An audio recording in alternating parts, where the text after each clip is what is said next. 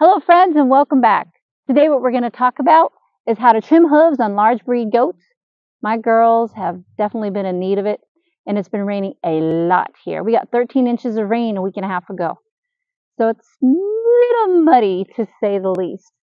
So let's get started.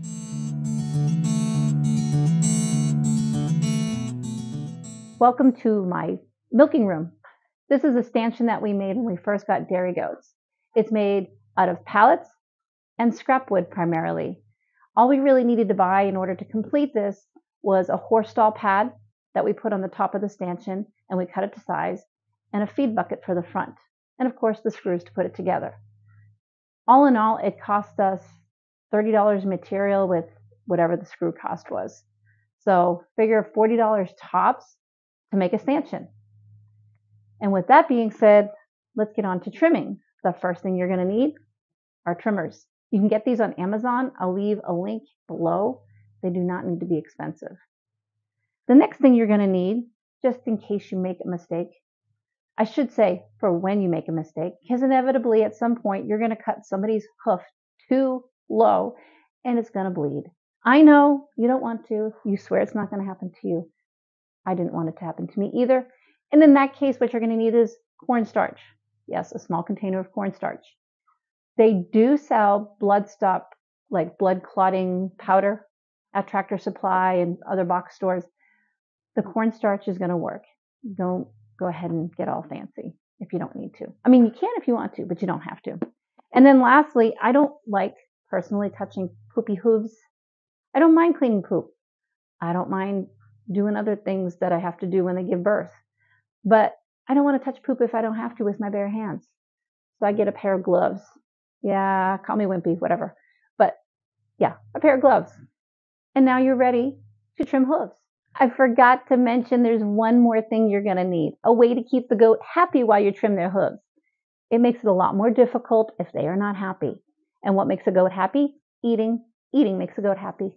So you're going to get some chaff hay. A lot of people will use grain, and that's fine if that's what you want to do. But chaff hay is really healthy. It's a fermented alfalfa product that they can eat as much of as they need to.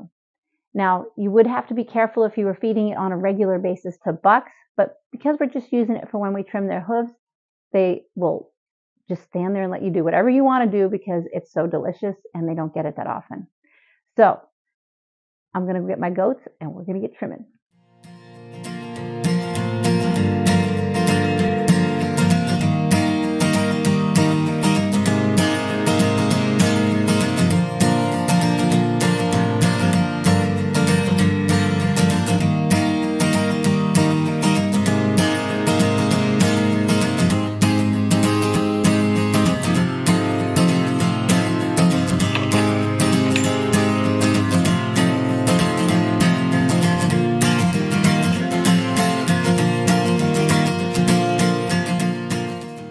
Take a close look at Maple's hooves. Do you see how her foot sits so that it leans like this? When I'm done, I'm going to try to get that to be as up and down as possible. And the reason why it sits like this is the front part of her hoof grows faster than the back part of her hoof. So it will grow like this as our fingernails would grow, right? So when I cut, I'm going to show you on my marker board. Then I'm going to try to make this area more squared off. So as you can see here, this is what Maple's hoof looks like right about now. What I want to do is, because it does grow faster in the front than it does in the back, in my mind, I'm making an imaginary line that looks something like this. When it's done, the shape of her foot is going to look more like a rhombus. Yeah, did you get that word? That's a 10-cent word for you. You're welcome. And her hoof is going to be not leaning so much like this, but closer to up and down, more like that when I'm done. The bottom of her hoof, what you saw is these are curling over. I cut those back. And you're going to see white here, a little bit of white right there, and then the hoof wall. So ultimately, that's going to be the goals for all of the goats. So again, it grows from the tip, and we're going to cut it to be more like a rhombus. and so that their foot stands more upright rather than leaning this way. So first thing we're going to do is I'm going to show you how to start with the back hoof. You can start front, back, it doesn't matter, but this is how I do it to keep them as stable as I can. My girls like to pull away, and so I'm going to have to do this. I put my knee up and then put their ankle like this. It kind of contains them and helps control them a little bit.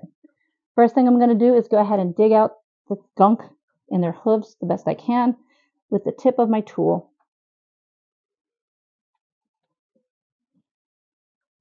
Like I said, I don't like having to deal with poop with my bare hands, so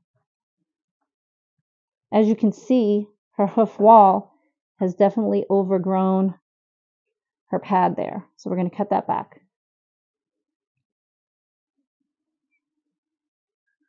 It's been raining a lot here and it's super muddy. So when you have them up on stand, you've also got to inspect for hoof rot, which is definitely one reason I wanted to get in here and get this done. So, all right, we're going to cut that. That seems a little funky, so we're going to cut that. So let's go ahead and get started here. First, I'm going to cut the wall. Anything that's overhanging is the easiest one that's not even touching the pad. That's the easiest thing to do. You always want to cut a little bit at a time. If you've ever done dog claws, it's kind of the same idea.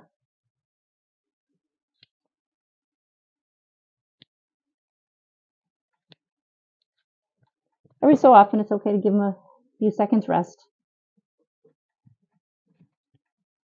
And then we can go back at it. Now, if you notice, I'm only going to clip a little bit off at a time because I'm going to stop when I see pink. And so right now, it's still really nice and white. And as I told you, remember that it grows like this. So that's why I'm focusing on the tip right now. Usually I don't have to do the back of the hoof so much. Usually a lot of the concentration is here. You're going to cut like a triangle wedge out the front. Sometimes I'll even just snip a little bit on the tip. It gives me a little bit more of a leeway with what I can cut.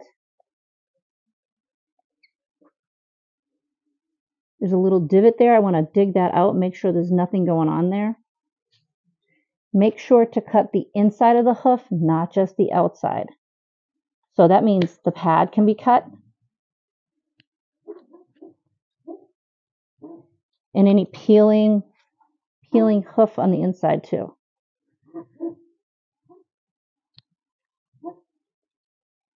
And I'm going to do the same to see how that looks. That side's pretty much clean. It's starting to turn a little pink. I could cut it a little bit more. She's sitting on my leg now. I'm going to do the other side. Also, if you have a goat that likes to try to lay down while you're doing this, because there are those, you can take something like a plastic bin that kitty litter comes in. Why specifically that? Because that's what I've used in the past when I have a goat that likes to lay down on me, and put it under their belly, and they can only go so far. And remember, you can cut the pad, so we're going to cut the pad back here too, so it's not all bumpy. We want it to be flat. Now over here, she has something going on with her hoof, so I want to clean it out and see what's going on. Looks like there's mud. It's mainly mud. I thought there was something going on, but it looks like it's just mud stuck in there. So I'm going to keep an eye on that. But right now it's looking okay.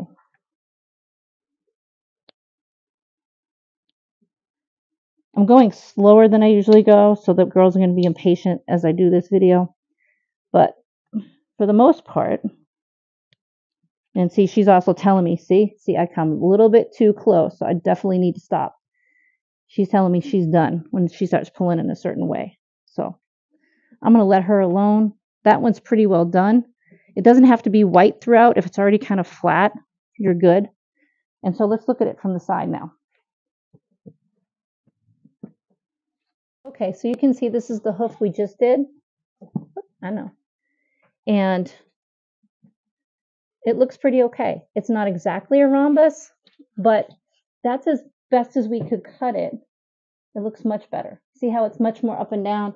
And this one leans back a little bit more. This back one leans back a little bit more, and this one leans forward the way it should a lot more. So I don't know if you can see that. Now that you've seen how to do it, you just have to do it 3 more times and your goat's done.